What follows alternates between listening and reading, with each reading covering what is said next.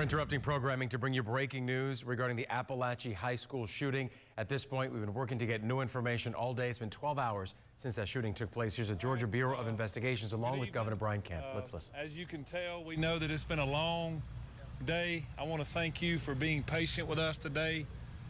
I want to thank you for understanding that this is still an active crime scene. But from the minute that this tragic incident happened today, Governor Kemp has been with me and been talking to me and several times and has been on our side and law enforcement side, and I wanted to introduce him to make a few statements. Again, thank you for your patience, and at this time I'm going to introduce the governor, and then Director Hosey will take answers and questions after that. Well, thank you, Sheriff. I just want to thank you and your team for the incredible work that they've done. The response of our first responders today has been unreal. Superintendent LaDuff, Principal Leroy, who just did an incredible job with these kids. This hits home for us. Being from Athens, just down the road, Marty and I, having a daughter that taught first grade just a few years ago, this is everybody's worst nightmare.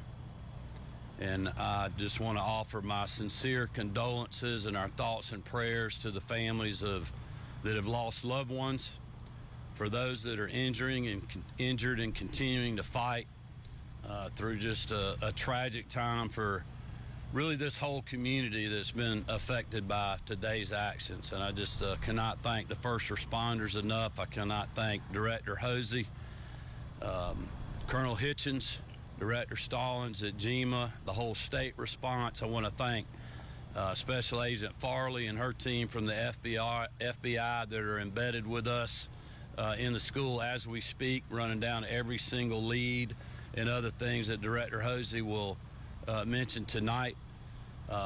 You know, I represented Barrow County when I was in the state Senate 20 years ago. These are our neighbors, these are our friends, and this community is hurting today. And I would just ask all Georgians and all Americans to continue to keep these families, these educators, and these students in your thoughts and prayers. And we will provide every state resource that is needed from here until they're not, to support this community and support this team behind me. And with that, I'll turn it over to Director Hosey. Thank you, Governor. Real quick, we wanted to provide some additional updates from today's events, and I will mention too that this will be our last update for the evening, so I please hope you'll understand that. Let me start by saying that there's no evidence to report that any additional shooter was involved in this incident today. Investigators are actively pursuing, however, any leads of any potential associates of the shooter that was involved in this incident. So I say that to say we're following up any potential leads through the investigation to ensure if there are any associates involved in this that we find them, we identify them. So that's part of, again, the ongoing investigation.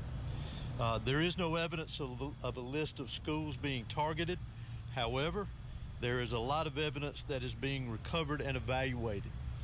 We're going through everything to determine if there is any active threats to any schools in this area, this county, and the state of Georgia. And we will continue to monitor that throughout this investigation, throughout the evening as we carry on. There was a call, as we're aware of, to a local high school as well this morning with a reported threat. Police responded and investigated and determined that there was no threat after all. There's been reports that a Colton Gray, who is another student here at the school, was involved, or Colton Gray was involved in this. If you recall from a previous press conference earlier this afternoon, the individual that we have arrested and will be charged with this, his name is Colt Gray. But there is another student here at the school with a very similar name. We want to ensure everyone that Colton Gray is not involved in this incident. That is the name that I provided you earlier this afternoon. So those reports were inaccurate, if that was passed on to you. I do, however, want to identify the victims of this incident today. those that lost their life in this tragic event. Mason Schermerhorn, age 14, who is a student here at the school. Christian Angelo, who is 14, also a student here at the school. Richard Aspinwall, not sure of his age, but he was a teacher here at the school. And Christina Irmery, I'm sorry for my pronunciation, who was also a teacher here at the school. We will post a list of these victims for the correct spellings for everyone later this evening after we complete the press conference here. Also, as has been released, the FBI's National Threat Operations Center has received anonymous tips in the past of online threats to commit school violence or school shootings at an undetermined location and time. The FBI referred this information to the Jackson County Sheriff's Office for action. The Jackson County Sheriff's Office identified and located Gray, who is our suspect in this case. They conducted an investigation at that time, and there was no probable cause for arrest or to take any additional law enforcement action. This is not recent, this is in the past, but we wanted to bring that to your attention because we are pursuing that, working with the FBI on that, and any connection to that incident that could be connected to today's incident as well. Also, we're also aware of some previous contacts that the Department of Family and Children's Services in the area had with the suspect and his family, and we are pursuing that avenue as well too to see if that has any connection with today's incident. Let me stress again, as we have many times, that this is still a very fluid investigation. It is still very active. We will have agents and there will be law enforcement personnel that will be pursuing investigative leads and collecting evidence throughout the night and into much of tomorrow, I would anticipate as well. We again ask for your patience in that. This is a criminal investigation, and we're going to treat it like that. So I apologize ahead of time if we don't answer some of the questions that you may ask, so please understand. I also want to bring note to one very special thing that we do not need to forget about here, is we have heroes in our midst. We've talked about our law enforcement personnel, our fire, our EMS. Those that are deceased are heroes in my book. Those that are in the hospital recovering right now are heroes in my book. But also the heroes that we need to remember is our faculty and staff here at this school. They acted admirably. They were heroes in the actions that they took. The protocols that this school and this system activated today prevented this from being a much larger tragedy than what we had here today. So I want to recognize them as heroes because they are. And continue with our thoughts and prayers, as has been mentioned, for the families that were lost here today, those that were lost here today, those that are recovering in the hospital, and obviously those that were affected directly by this tragedy here at the school and all of the community of Barrow County. We need to continue to have them in our thoughts and prayers. Thank you for doing another one of these again. Can you tell us, by chance, since he's being charged as an adult, will he be in court tomorrow? Will there be a first court appearance? Will he be booked tonight? Will that happen? He will be booked tonight. I'm not sure of the court appearance, but it will be within a reasonable amount of time. Is there anything that you can share with us about the weapon that was used, by chance? The weapon that was used in this was an AR platform style weapon. So how did Mr. Gray get the gun into the school? We're still investigating that aspect of it. Did he go out of the classroom, get the gun, and come back? We've heard some of that from some students. We're still trying to clarify a lot of the timeline from the time that he got here to school today until the incident took And place. last one from me. I mean, so often, I know people at home, we always hear something that the FBI has heard something about someone who goes and does one of these tragic events. How can we stop this from happening? Because it feels like this happens every single time there's a school shooting that we heard that there was a prior threat or there's prior knowledge. When lives are at stake, how can we stop this from happening? Well, there's a variety of ways, in my personal opinion. Community involvement, what our school system is doing here to ensure that. Whether we'll be able to stop it completely one day or not, I don't know. Those are decisions that each individual is making on their own to do this. But again, I go back to what I said earlier about the heroes here that prevented things from being a lot worse today. but we've got to take action within our own communities, take care of each other, be aware of our surroundings and what's going on in our community. The family last year, and they found hunting rifles in the family home. Was an AR platform weapon among those weapons that were in the home during that interview?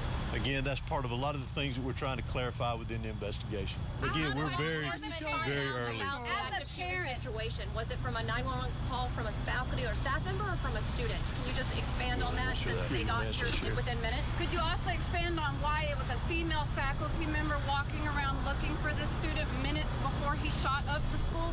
No. Can y'all clarify that? I'll let Director Hosey answer that question. The resource officer didn't approach him. Look, ma'am, let's get this question right here, and then we'll come You back asked to how was they notified? We discussed today, heard earlier, law enforcement here within several minutes. So we're just curious how the notification went through. Did 911 hear about it from a student, or was it a faculty that made that call alerting law enforcement? All of our teachers are armed with a form of an ID called Centegix. And Centegix alarms us and alerts the law enforcement office after buttons are pressed on an ID, and it alerts us that there is an active situation at the school for whatever reason, and that was pressed. And we've had that about a week now. And we've heard stories of students actually pulling other students while they're in the hallway, while all this chaos is happening, while shooting is going on. We've heard stories about students pulling their classmates into the classrooms to get them to secure, to get them to safety. What do you think that says about these young folks who are, very 13, 14, 15 years old, that they're looking out for one another like that? It's admirable. It's like Director Hosey said, we have heroes among us, and those students and teachers that did that today saved a lot of lives. This could have been way worse than what and again, the investigation is still trying to file through that information, but those kids are heroes and brave as well to do that when they hear an active shooter around them. Sheriff, you talked about let me get this one question right here. Did you have something else, ma'am? No, it was me. Okay. I was asking, why did the school resource officer not go looking for this kid and approach him, and why they sent a female faculty member to the room, to the algebra room he was in with my daughter, looking for him instead of the school resource officer, or why the school allowed this boy to come and go from the class all the time. He would go and sign up for the restroom pass, leave the class, and come back sometimes, and sometimes never come back. He has been wandering this school.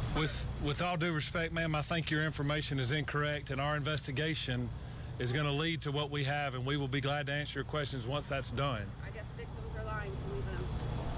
Possibly. Sheriff, what can you tell us about the SROs? You talked about a lot of heroes. You talked about how one of the SROs encountered the shooter. What can you tell us about them, who they are, how long they've been working here, and what they did today? Both of the SROs that are here at these high schools, at all of my high schools, I have two there. Both of the SROs, to include a third one, was here today, not for any other reason other than to help and assist today. They're the true heroes as well. They were actively looking. They had an alert, I guess, if you will, and when they interjected, or when this shooting began, they interacted with the shooter, Mr. Gray, and as soon as they made contact with him, he gave up immediately. Can you share these officers' names? Not at this time. I'd rather not. Well, where is the shooter right now? You said in custody. The shooter is in custody at the Barrow County Detention Center because he is a juvenile. He's being booked in, and he will be transported to RYDC. Were officials or school administrators tipped off by a threat here before the shooting happened? I'm not aware of that at this time. Sheriff or Director, can you say the condition on those injured that were taken to the hospital? Have you got any updates on how they're going? All of our victims that are at the hospital are going to make it and going to recover well, as we've been told, and we don't expect any more fatalities at this time. Last question. Has there been any shooting or tragedy to this scale inside a Georgia school that you're aware of? Can you speak to that? I can't speak to that, no. Can you put this in perspective for us then? What today has meant for law enforcement, for students, all of those affected? Tragic. When someone preys on kids, it's tragic. Like I said earlier, hate is not going to prevail in our county, and hate's not going to prevail in our state. And pure evil did what happened today. That's all I can tell you. I want to continue to say that. I'm proud of the men and women behind me. I'm proud of the women that stood beside me. I'm proud of the men and women who protected these kids. I'm proud of this staff. I'm proud of this community. And I just ask for prayers. Governor, Thank you. Is there any more your office can do to prevent shootings like this at schools?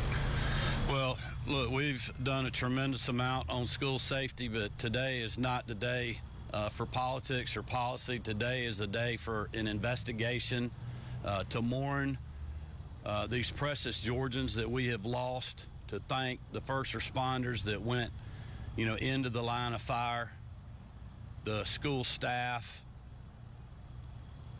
superintendent, the principal, and others that are just trying to hold this community together. That's what we need to be focused on right now. We also had a tragic loss of a firefighter in Greene County earlier today before this event happened, with an explosion that killed the life of a first responder that, again, was running in to danger when many people were trying to run out. And that's what the focus needs to be on tonight. I would ask everybody to continue to keep this community, these victims, and these educators and these men and women in law enforcement in your thoughts and prayers. Thank you. Thank you, Governor. I just want to thank everyone for their patience and taking the time to cover this. We ask that you continue to follow the GBI for updates. As we said earlier, we're going to continue to provide updates. It's very important that we get this information out. But right now, we really want to focus on our victims, and you can, as I said earlier, continue to follow us as we provide additional updates. Thank you.